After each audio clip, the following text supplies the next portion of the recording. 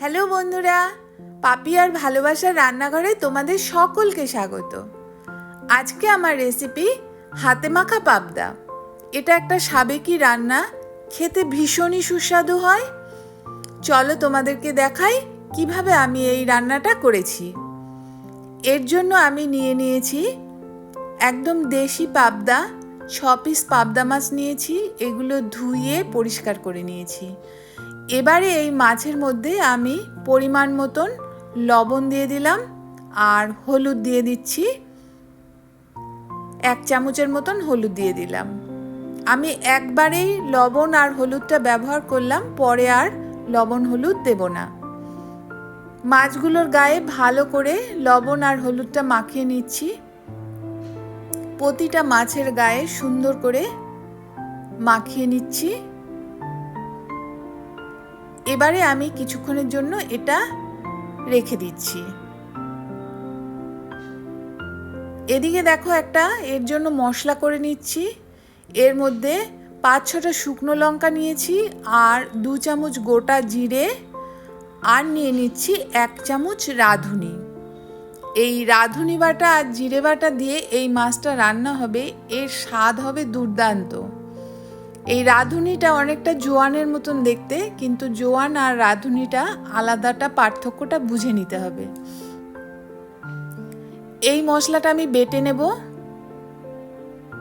এদিকে দেখো একটা ফ্রাই প্যান বসিয়ে নিয়েছি। এর মধ্যে আমি 3 চামচের মতন সরষের তেল দিয়ে দিলাম আর 1/2 চামচ কালো জিরা দিলাম।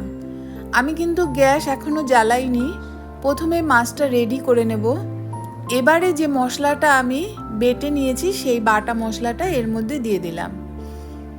একসঙ্গে মিশিয়ে তেলের সাথে ভালো করে আমি মিশিয়ে নিচ্ছি। সুন্দর করে মিশিয়ে নেবার পর এর মধ্যে আমি মাছগুলো দিয়ে দেব।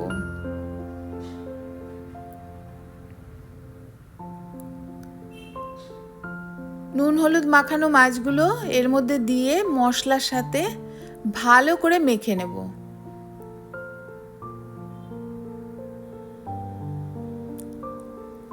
এটা খুব সহজেই রান্না হয়ে যায় আর একবারে হাতে মেখে এটা বসিয়ে দেওয়া হয় বলে এর নাম হাতে মাখা পাবদা। সুন্দর করে মশলার সাথে মিশিয়ে নিচ্ছি।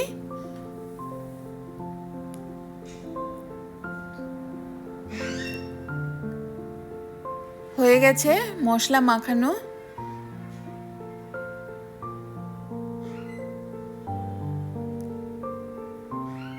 এটা খেতে কিন্তু অসাধারণ হয়। এবারে আমি গ্যাসটা জ্বালিয়ে দিলাম। গ্যাসটা জ্বালিয়ে দিয়ে আমি এর মধ্যে 5-6টা চেরা কাঁচা লঙ্কা দিয়ে দিচ্ছি। এবারে ঢাকনা দিয়ে রেখে দেব। কিছুক্ষণ এটা ঢাকা থাক। কিছুক্ষণ পর ঢাকনাটা খুলে দেখে নিচ্ছি।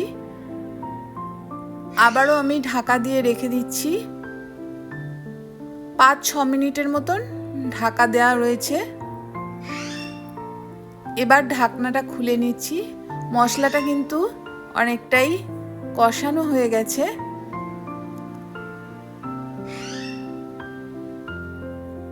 এবারে দেখো আমি একটু মাছগুলোকে উল্টে দিচ্ছি। এই পাবদা মাছ কিন্তু খুব নরম মাছ, তাই উল্টাবার কোনো দরকার নেই। হালকা হাতে এটাকে নাড়াচাড়া করলেই কিন্তু হবে। তবুও যদি সম্ভব হয় হালকা করে যদি একটু উল্টে দিলে ভালো হয়। আমি হালকা হাতে একটু উল্টে দিচ্ছি। আবারও বলছি, উল্টানোর দরকার নেই, আর উল্টে দিলে ভালো। এভাবে আমি হালকা করে মাছগুলো, এই পাবদা মাছ ভীষণই নরম, তাই একটুতেই ভেঙে যেতে পারে। খুব সাবধানে এটাকে উল্টোতে হবে।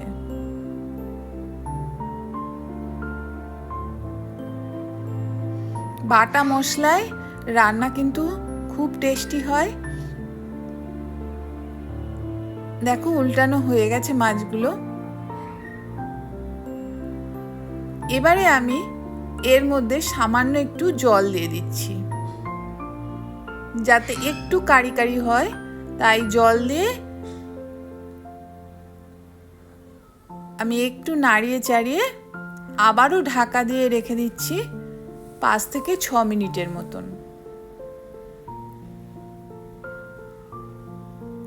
5-6 মিনিট পর ঢাকনা খুললাম। পাবদা মাছ কিন্তু তাড়াতাড়ি হয়ে যায়। দেখো একদম কিন্তু হয়ে গেছে পাবদা মাছটা।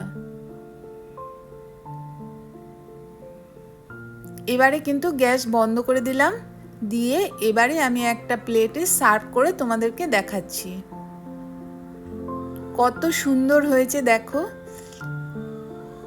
খেতেও কিন্তু অতটাই টেস্টি হয়। গরম ভাতে এই রকম পাবদা মাছের থাকলে আর কিন্তু কিছুই লাগে না।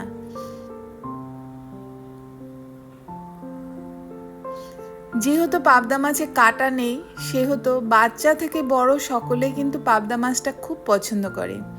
এভাবে তোমরা রান্না করে দেখতে পারো, আশা করি ভীষণ ভালো লাগবে। ভিডিওটা ভালো লাগলে একটা লাইক করো আর কমেন্ট করে জানিও কেমন হয়েছে।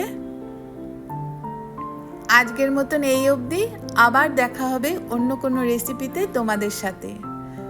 ভিডিওটা সম্পূর্ণ দেখার জন্য তোমাদেরকে অনেক ধন্যবাদ। ততক্ষণ তোমরা সকলে সুস্থ থেকো, ভালো থেকো।